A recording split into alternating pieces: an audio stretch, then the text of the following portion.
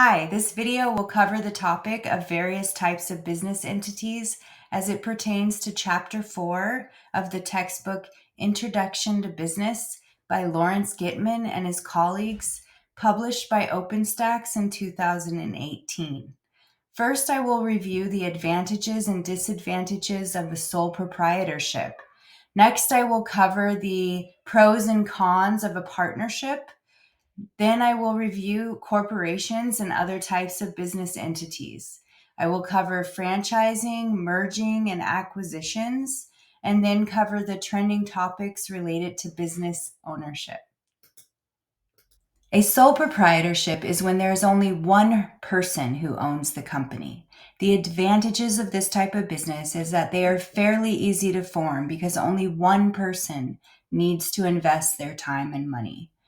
They are responsible for the paperwork and the registration of the business, so they don't need to consult with others or get people to sign off on things.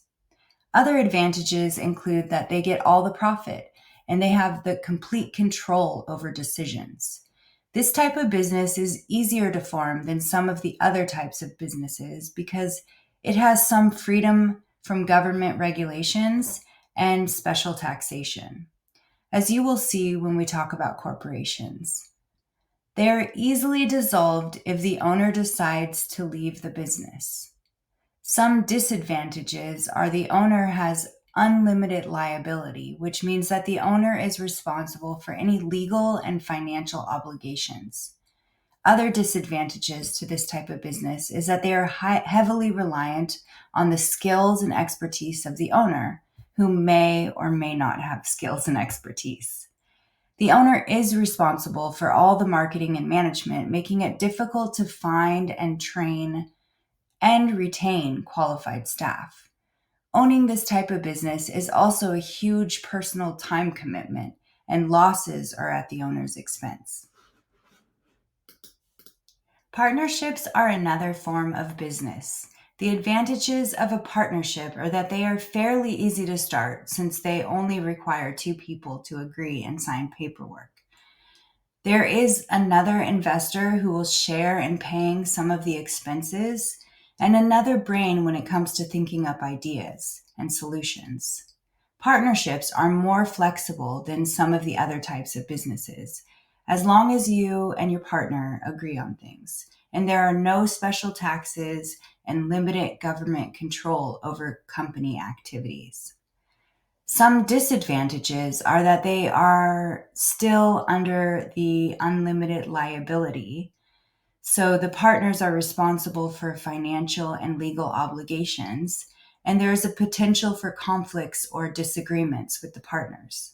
As opposed to a sole proprietorship, the profit is split between partners, and it's harder to dissolve the business.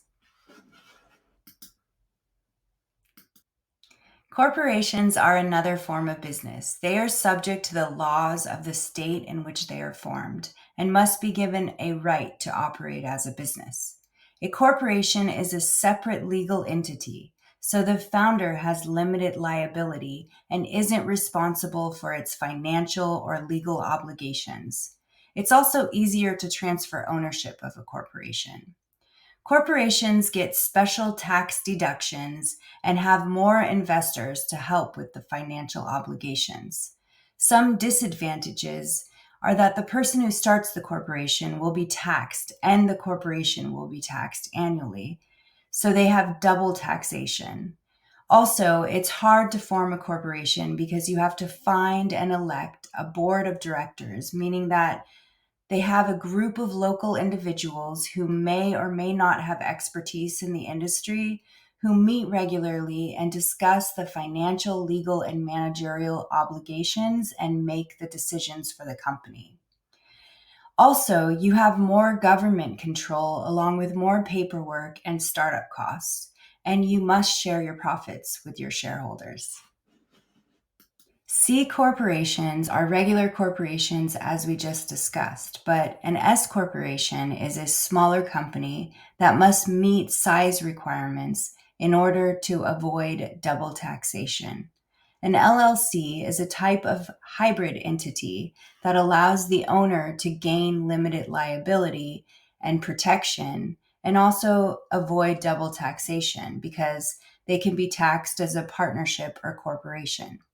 Cooperatives are similar to corporations in that they have a board of directors and limited liability. Cooperatives are companies that have member owners who pay annual fees to share in the profits, which are distributed to the members in a proportion of their contributions.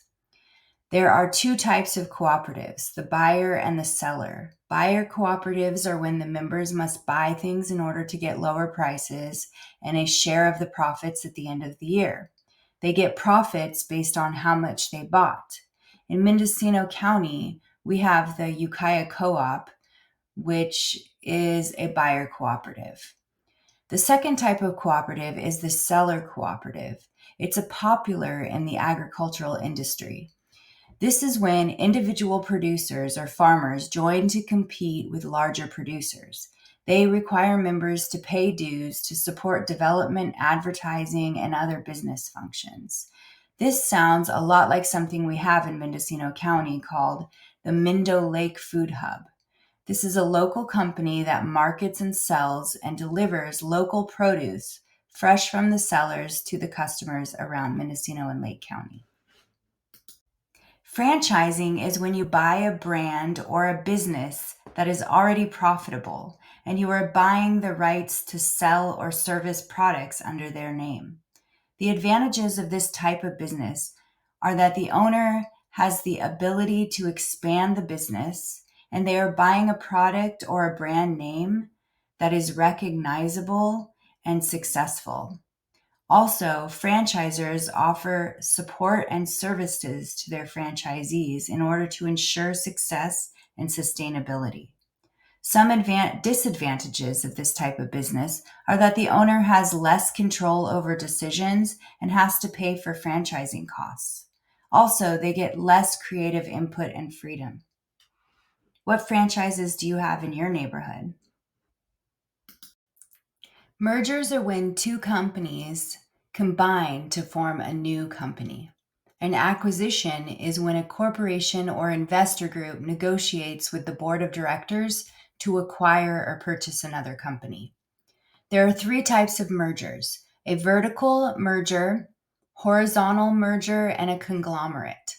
A vertical merger is when a company buys another company that is in the same industry but maybe in an earlier or later state of production or sales. Some more well-established manufacturers or computer software companies may purchase newer companies in order to increase productivity. A horizontal merger is when a company at the same stage in the same industry may merge to reduce costs or expand offerings. A conglomerate is when two different companies in different industries merge in order to diversify their products or services. A leveraged buyout is less common, but they specialize in financially motivated mergers or corporate takeovers with borrowed money.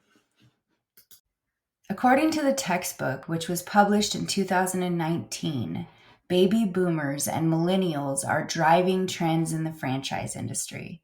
It states that baby boomers who are currently in their 60s and 70s are contributing to exercise, fitness trends, and senior care, while millennials, the demographic of people who were born in 1981 to 1996, are spending more money in restaurants and are more concerned with social responsibility.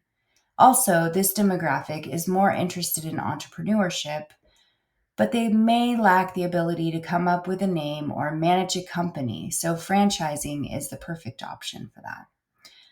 Another trend is that boomers are working longer and not retiring as early, although the book suggests it's because people love their jobs, which may be true in some cases, but the high cost of living suggests otherwise.